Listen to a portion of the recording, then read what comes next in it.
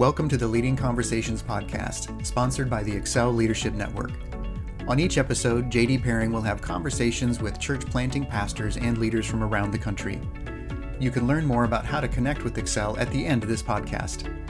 Let's join JD now and listen in on this leading conversation. Well, welcome to another edition of the Leading Conversations podcast with Excel Leadership Network. Today, we are thrilled to have with us the great Adam and Carissa King from the Dear Young Married Couple podcast and the Dear Young Married Couple book. Thank you guys for being here. Man, it's an honor to be with you today. Thank you. Thank you, JD. We love you and Lori and everything that you guys do. Amen. We're big fans of Excel Leadership Network. Well, hey, right off the top, is the book out yet? It'll be out in July. Do you have a launch date? Pre-orders will launch at the end of June. We don't have the exact date yet. Oh, okay, good. Well, hey, tell us about the book right up front. Before we get into how you came to Christ, just give us your 1 minute buy this book spiel. Well, we found that a lot of couples do marriage without a manual. And as we were, newly marrieds, we did not do it very well. We had a lot of bumps and hiccups and frustrations. And we decided we wanted to help couples out, not go through all that hard stuff. I think you can go through hard stuff, but it's better to have a map, so to speak. So Dear Young Married Couple was our attempt, the podcast was to glean information and glean wisdom from people who have been there. And our book is disseminating that information as best we can in like tools and practical tips, not just principles. Principles are wonderful, but sometimes people need to know what to do on a Tuesday morning. So that's our attempt at doing that. Wow. Well, that sounds great. Maybe we'll get into that later on. Maybe I'll ask you a few questions about early on marriage. But let's just start with, how did you each come to faith in Jesus? How did that happen? Yeah, well, I'm blessed to have parents who raised me to love Jesus, and I'm thankful for that. But I received the Holy Spirit when I was 6 years old, and I remember it. I remember where I was. I was in Oregon at a sweet little church there, and so thankful for that experience. And then over the years, as a young person, I knew I was called to ministry. The calling came in stages for sure, but I knew at the age of 16 that marriage ministry, even though I wasn't married, would be part of my future. And so how did you know that as a 16-year-old single girl? How did that happen? It's so funny. I remember listening to Dr. Laura on the radio, and I told my parents, I was like, that's what I want to do when I grow up. And my dad reminds me of that all the time. And but I remember I started my degree in psychology at 16, and then graduated with my master's in marriage and family therapy when I was 21, and jumped right in. We got married when I was 19. I remember her coming home from her interim, or the person was training her, and she's like, "Yeah, I had a couple today," and they just looked at me, and I felt like, man, I'm not old enough. Very young, but I knew it was a peace, and I think both of us were blessed with parents who, they're both still married, and after 40 plus years of marriage, and so it was a young calling for sure, but that calling became progressive into what the Lord revealed to us. And you could share your side of it. Yeah. So let me just ask before we get to Adam. Carissa, isn't the key to marriage naming all your kids with a K? Is that your family, right? What are the names? Yeah, my family all does start with a K. I'm the oldest of 5 children. My parents are Ken and Kim, and then I'm Karissa, and then there's Karina, Carly, Kayla, and Kyle.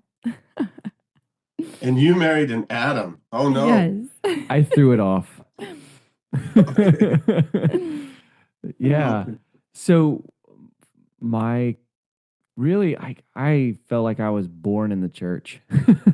My dad was just kind of on the streets of West Sac, really, really rough guy. My mom was kind of on the uppity side of town, but still difficult upbringing. And they were new converts in the church when they had me.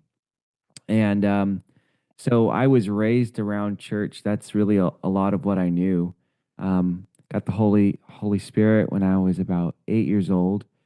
And really from there, I just, I was really one of those good kids. I didn't really test things until I was about 17. I went to college. I went to Cosumnes River College and took a whole bunch of classes in the like I took I remember astronomy, a biology, and a humanities class, and it just ripped the rug from under me. And I really started questioning Christianity at that point. And at that point, apologetics was not a deal. It was or as big a deal as it is now. And I was so confused and scared to ask the hard questions.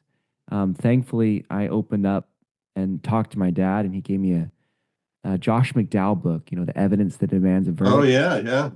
And I read that sucker. And that started really a journey of kind of finding evidence and embracing the evidence that God has given us for existence and the resurrection and all that stuff. So that's kind of my story of faith in a nutshell. Well, thank you for sharing that. Karissa, did you have any time of rebellion? When I was 16, Adam and I started talking, and he was going through, he had just started his journey of like searching into like apologetics. It's going through my cynical phase. Yeah. And so that actually was a time of questioning for me too. We actually both have a copy, and we keep them side by side on our bookshelf. We both got a copy of Evidence That Demands a Verdict. And we highlighted and asked questions and studied together, and then started looking into other apologetics books. But that was a time of deep questioning for me too. Wow. So if you're talking at 16, when did you guys become a thing? Right around that time. We got married at 19 and 21. Yeah, we were young. So dear young married couple, it could be dear very young married couple. It could be. Yeah. That's for sure. So you got married. Was there a call for you, Adam? I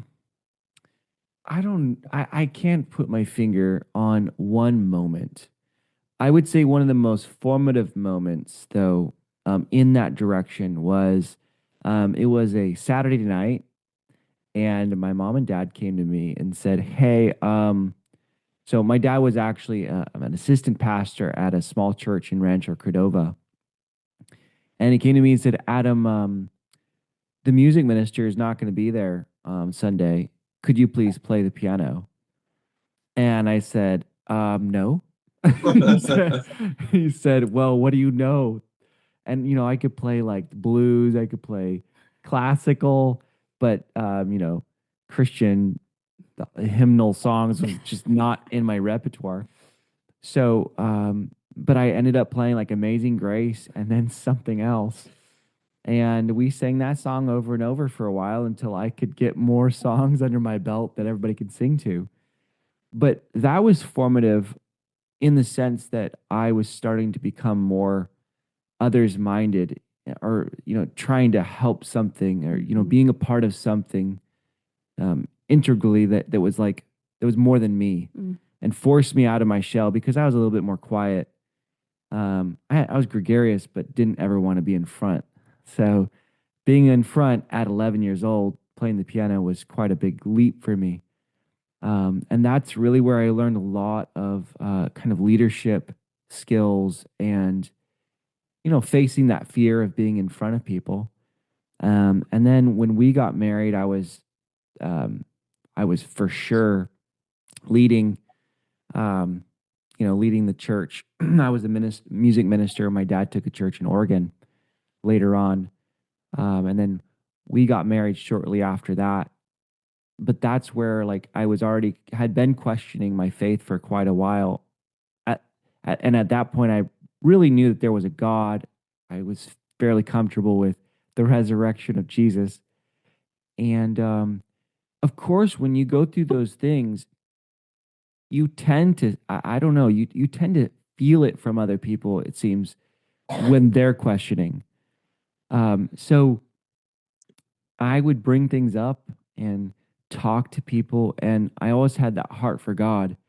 So holding people's conversations and those difficult questions was very comfortable for me, and I welcomed it. So people found me.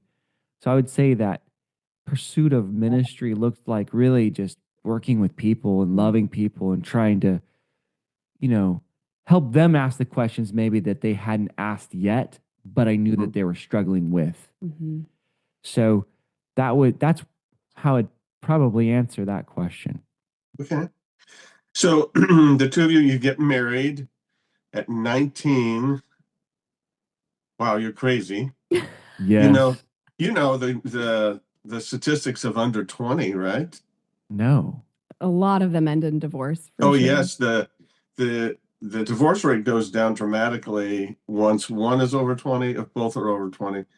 Anyway, you get married and you're doing a young married couple podcast. So tell us about the first couple of years, or a couple months, or a couple of weeks, or a couple of hours, or whatever it was.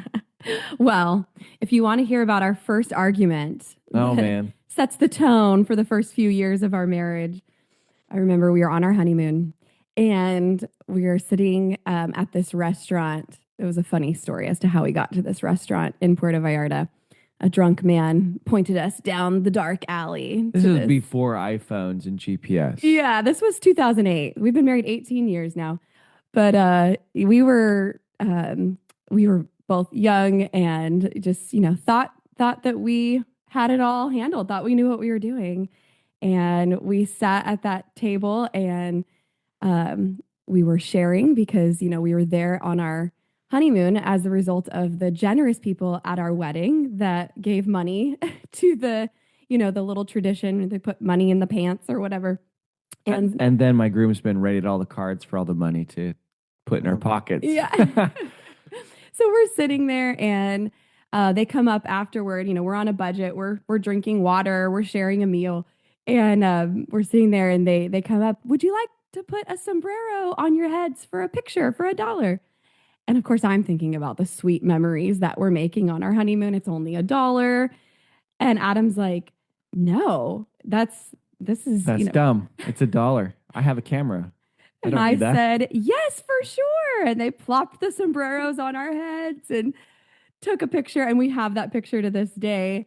And Adam is like forcing the smile. I felt so disrespected. I said no. And this woman that I just married went right over the top of me and said yes. How dare she? So that was a good representation of the first few years of our marriage. Really just butting heads and arguing logistics. So how did you work through that? You said, hey, you'll be Dr. Karissa. We'll get a show. No, how did all that happen? Man, so we struggled a lot just because Karissa is, hard-headed. And she married me. That's very hard-headed, and we clashed a lot. Yeah. And I think it was really God, I would say, was a big deal, trying to keep us sane, and we knew what we ought to do. And so we eventually always said I'm sorry and worked through it because we did love each other. But I think it was after a couple of years, we got some tools. She was working on becoming a therapist at that point. And she's like, hey, I learned this stuff. You want to go with me and learn this? And so once we got a few tools under our belt, things started getting a little bit better over time. But we never opened up to anybody about our marriage issues. It was very much, we didn't want to look like a failure to anybody. We were super sensitive to that. I wish there wasn't that stigma. We could have went to people, but I don't remember ever going to anyone. Yeah. That's part of our heartbeat now, is breaking that stigma and giving, permission, so to speak, for people in our shoes who are struggling in their marriages as a young married couple or an older married couple, to seek help, get accountability, get mentorship. It doesn't have to be therapy, but get some mentorship in your life. Just makes it so much, you feel seen. You don't feel so trapped in your marriage or in your situation if you could talk about it and have someone ask good questions. Like it makes such a big difference in your, I think, in your mindset going into it. Now, during this time, Karissa, were you still thinking about becoming Dr. Laura? I mean, we definitely were headed in that direction of marriage ministry. So I started getting asked to do, little weekend events or workshops at different churches. And I told Adam, I was like, they want me to speak on marriage. At this point, I was probably like 21, 22. I had my master's, but I was still young. And I was like, they want me to speak on marriage. We're trying to get our life together. I was like, you have to speak on marriage with me if I'm going to speak on marriage. And I said, nope, not doing it. No sombrero. Yeah, no. At this point, we had moved. We weren't in Oregon anymore. We moved. We were youth pastors for about 4 years. Incredible learning experience, incredibly difficult for both of us. But really wonderful. Like we learned so much in that time, working with kids and parents. And then we moved again, and this is where really we started thinking about doing this. She asked me, she's like, "Hey, you want to do this with me?" And I said, "No." She said, "Babe, come on, you gotta." She's like, "Okay, I'll give you some stuff to read, and you could, just kind of follow my lead." I was like, "Fine." So we did it, and I had a lot of fun. I really enjoyed it because we had really been focused on young people at this point. And I didn't feel qualified to speak to other problems, that were, people that were my elder. But we saw that there was a gap in just kind of like good principles around, I want to say like science. A lot of people in our movement or, the Christians that we are working with weren't really read up on here's some tools that have been proven via studies or something like that work. It was more like, using the Bible, but a lot of people knew like I'm supposed to love my wife, but this is really hard. God gave me a really difficult wife to love. and that was kind of the feedback we were getting. So we thought maybe we could just teach a tool or teach things that we know work. It worked for us. And that's kind of what got our foot in the door, starting to do this. Now, are you still doing therapy, Karissa? Yes, I am a marriage and family therapist, but most of our work that we do is under the umbrella of coaching, marriage coaching. So that's what our paperwork says. This is not psychotherapy. This is coaching. Okay. And when did the podcast start? Podcast started in 2020, before the pandemic. Our first episode was in January. So it was fortuitous because once the pandemic hit in March, a lot of people exploded listening to podcasts.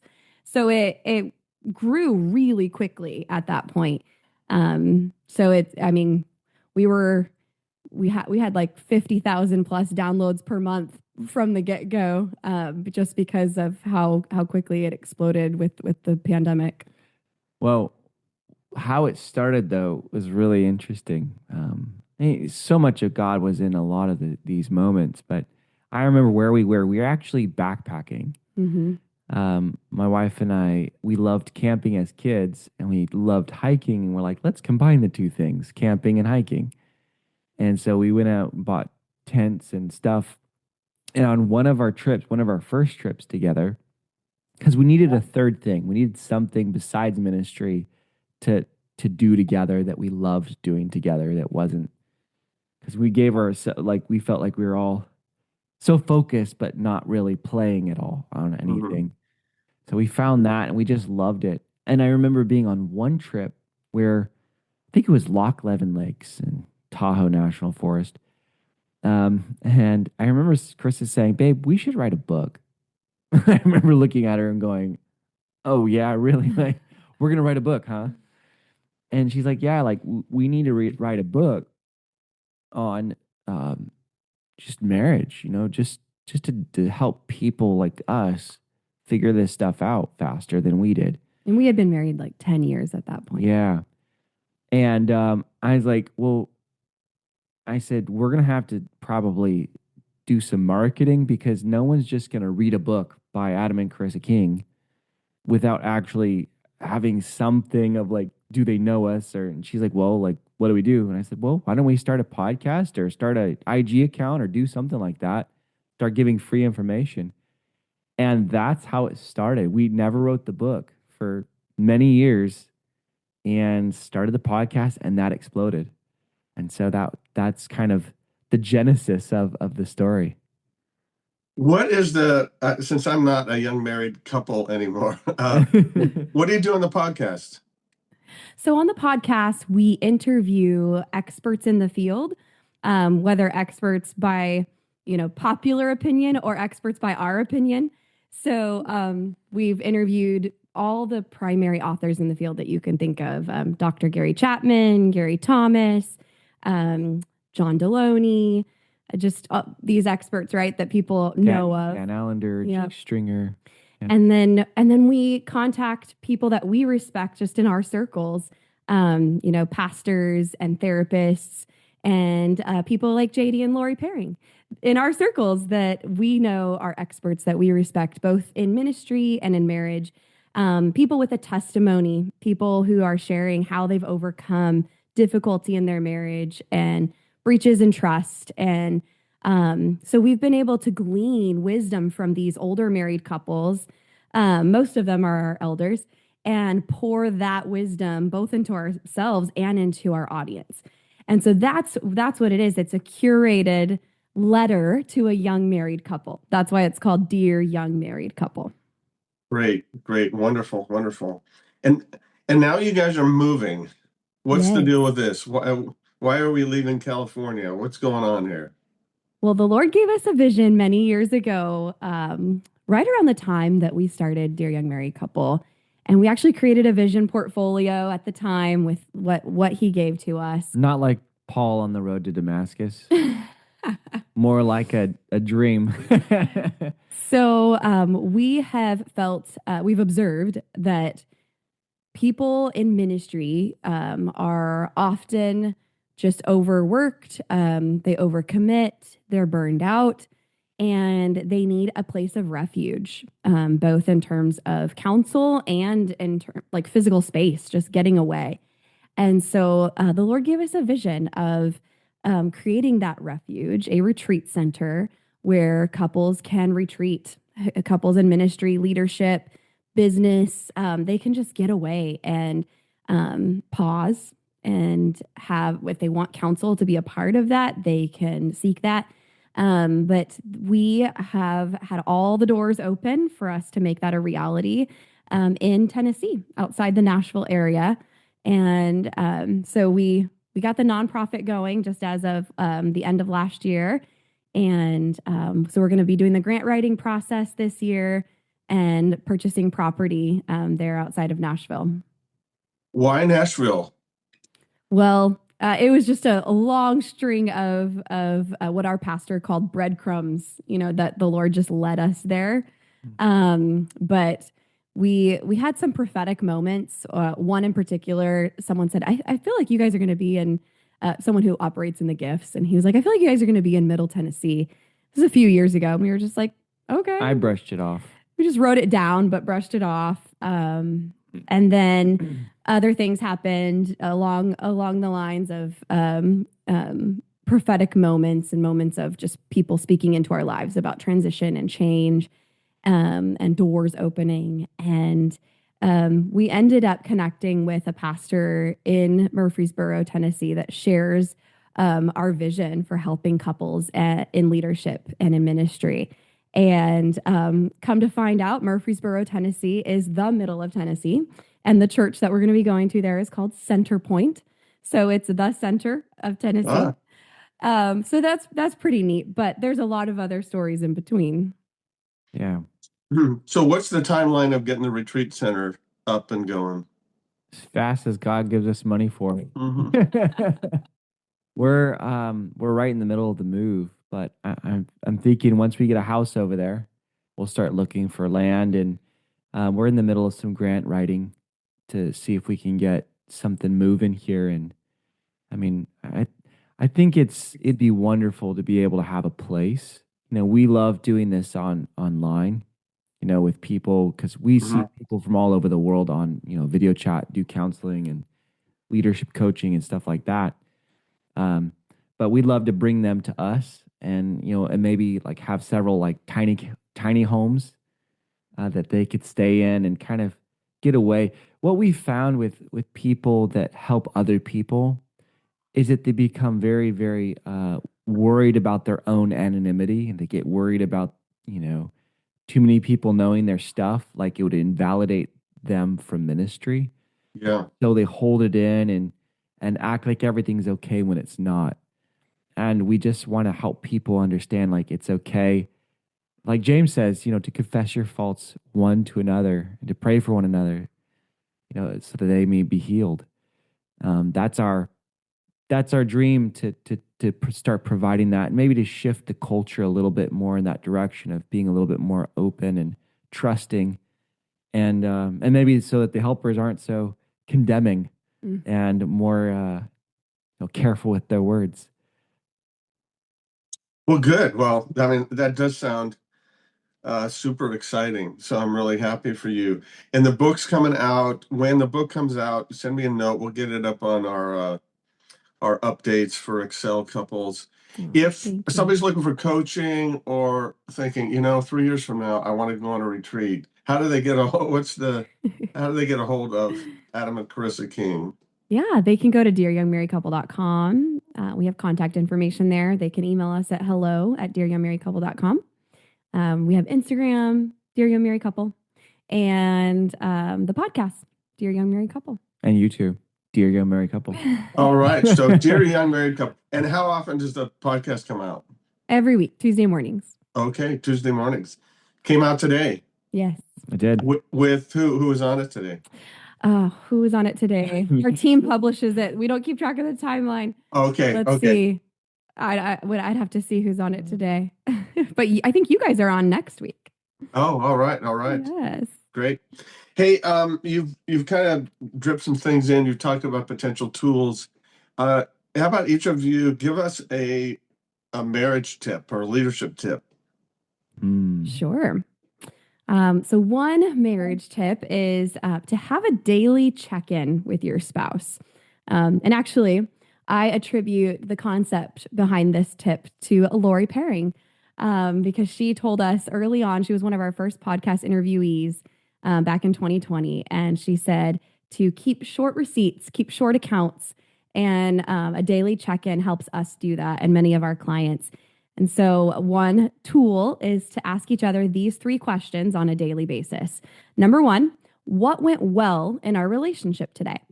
And this is a way for you to look for the positive things happening in your relationship. The research shows that if you're in a negative space, you often find more negative things and miss the positive things. It's called negative sentiment override.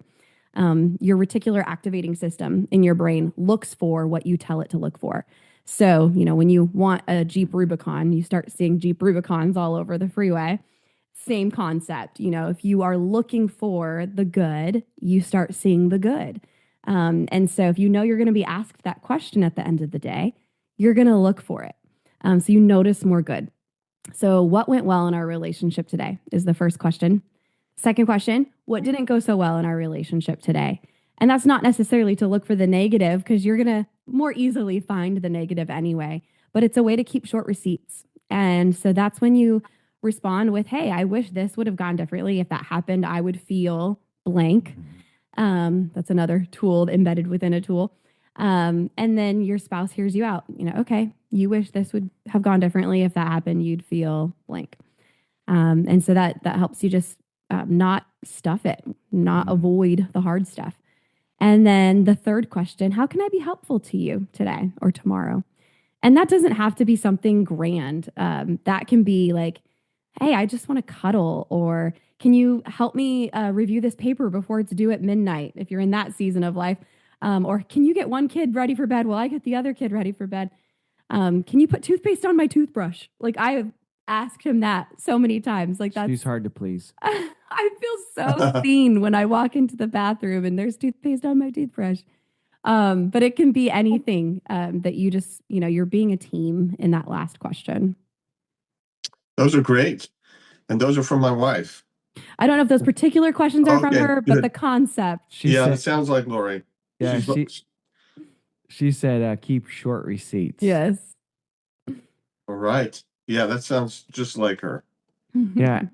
What I would say, I'll just branch off of what Karissa is saying. A lot of guys listening to this going, short receipts. Okay, yeah, right. I'm not going to bring it, people don't like to bring things up because they don't want to rock the boat. Especially guys, I think we're Amen. trained. Yeah, we're trained not to, really feel very much. I don't think a lot of guys are not emotionally intelligent. They're not trained. It's not that they can't be. It's just that that skill hasn't been trained in them. So early on, I didn't have needs, but I was constantly frustrated, and I had expectations. Remember that frustration is the result of unmet or uncommunicated expectations. And so, I had different ways of doing things, and she was doing her things and asking all of her things. And I felt like, man, like, can we just chill out and not ask each other to do things? Like, you want me to change everything? And it was that frustration. So she was confronting to connect, and I was withdrawing to protect. And I think if a lot of guys, instead of withdrawing and kind of defending their honor, defending themselves, started to express their needs without being poked and prodded, I think a lot of marriages would go better. Yeah. And the way to do that generally is not saying what's wrong, like, you keep doing this, but doing it in the form of a wish. So what we are trained in, and what we train a lot of couples to do is ask for, like, so, hey, I wish that when you came home today, instead of just, walking by me, just acknowledge me. I felt ignored a little bit. And if that happened, I would feel just more loved. And that's right there. That what I did is a tool. So I wish that blank, and if that happened, I would feel blank. That's when we say a tool. It's a repeatable process that you go through that has a very predictable outcome. And then when I do it in that form, she knows I'm using a tool, and the expectation is in our marriage is that she'll stop and say, okay, I heard you say, and she'll repeat to what I said. Mm-hmm. So that's what a tool looks like. But it's been very, very, very helpful to have those expectations very clear, and me not to stuff them until I, explode after the, 15th thing that I'm frustrated with. My righteous indignation is. Yeah, well, you're wearing the sombrero. That's what you're doing. It's exactly it, man. Yes. Well, it's interesting hearing you two talk, because in ministry, and we find this a lot. One of the themes that comes up in our network is that most guys going into ministry, they expect their wife or their spouse to be this cheerleader. And like Karissa, Adam, God didn't really give you a cheerleader. He gave you your wife's a leader. I mean, my wife's a leader, and instead of just, wait, what are you doing? Why are you bringing, Yeah. bring her up to lead the things that she's leading? But that causes the fact that, both in the couple are leaders, that makes for a powerful powerhouse couple, and also makes for a lot of issues, like you said, that people are not real excited about being honest with to too many people, because, you can't go to people in your congregation and say, yeah, we're really struggling because she did this. It's like, no, you're supposed to be the perfect couple. But no wonder you guys are going to have a continued phenomenal ministry, even though you're going too far away. But Yeah. hopefully you'll get one established there, and then you'll establish one out here in California Amen. when Amen. things turn around. So, Absolutely. well, I appreciate you guys. Appreciate what you're doing. So excited about your this vision for a place. Thank We you. will pray for grants to come in.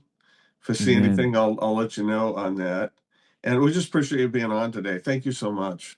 Thank you you, so much, JD. JD. Man, we really appreciate you and Lori. You guys are awesome.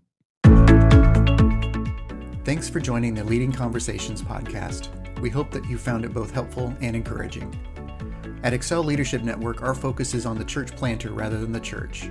If you'd like to find out more about us, visit our webpage at excelnetwork.org. Don't forget to subscribe to this podcast so you don't miss any future episodes. See you next time with another Leading Conversation.